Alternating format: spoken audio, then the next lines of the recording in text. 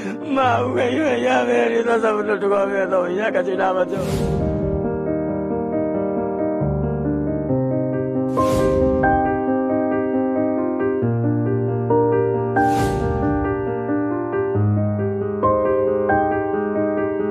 यहाँ पर भी हाथरस में भी और सिकंदराबाद के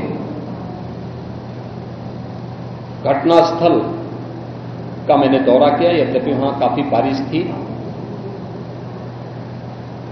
और वहां जाकर के मैंने एक बार उसको देखने का प्रयास किया है। यद्यपि प्रशासन ने पहले से इसके मैप भी बना के तैयार किए थे और भेजे भी थे, लेकिन हादसे के कारणों की प्रारंभिक व्यवस्था देखी जा सके इसको देखने के लिए वहां पर मैं स्वयं गया था। और हमारे 3 मंत्री यहां पर कल से ही कैंप कर रहे थे। मुख्य सचिव और पुलिस महानिदेशक भी यहां पर कल से ही कैंप कर रहे हैं।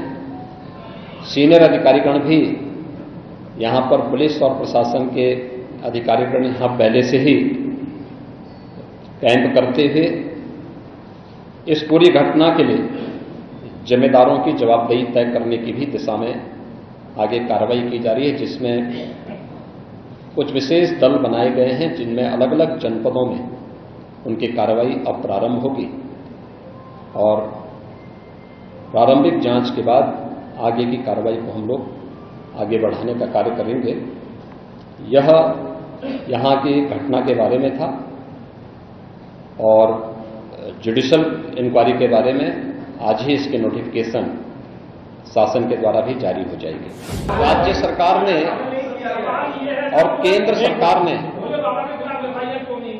देखिए कि एफआईआर एप्लीकेशन परमिशन के लिए जिन लोगों ने दी थी, प्रथम दृष्टया पहले एफआईआर उनके खिलाफ होती है और इसके बाद फिर उसका दायरा बढ़ता है।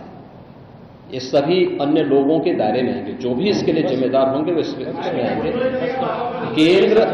केंद्र और राज्य सरकार ने आर्थिक सहायता की भी घोषणा की है।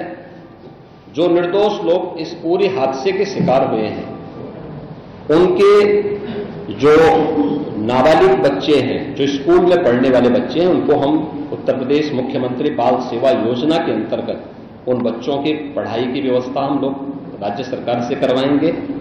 उन्हें जिस भी स्कूल में पढ़ रहे होंगे, जिन भी संस्थाओं में पढ़ रहे होंगे, या उनके स्कॉलरशिप आदि की व्यवस्था के लिए भी राज्य सरकार ने तय किया है।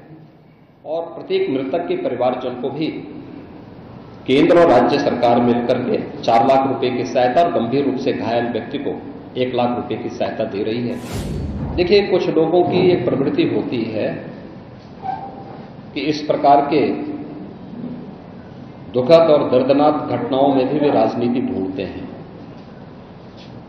और ऐसे लोगों की ये फितरत है कि चोरी भी और सीना चोरी भी।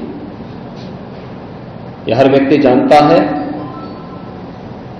कि सज्जन के फोटो किसके साथ में है, उनके राजनीतिक संबंध किन के साथ जुड़े हुए हैं। तो स्वाभाविक रूप से आप लोगों ने इस बात को देखा होगा कि पिछले दिनों रैलियों के दौरान इस प्रकार की भगदड़ कहां मचती थी और कौन इसके पीछे थे। और मुझे लगता है उसकी तह में जाना आवश्यक है। जो लोग निर्दोष लोगों के जीवन के साथ खिलवाड़ करते हैं और उनकी जवाबदेही भी इसके साथ तय होगी।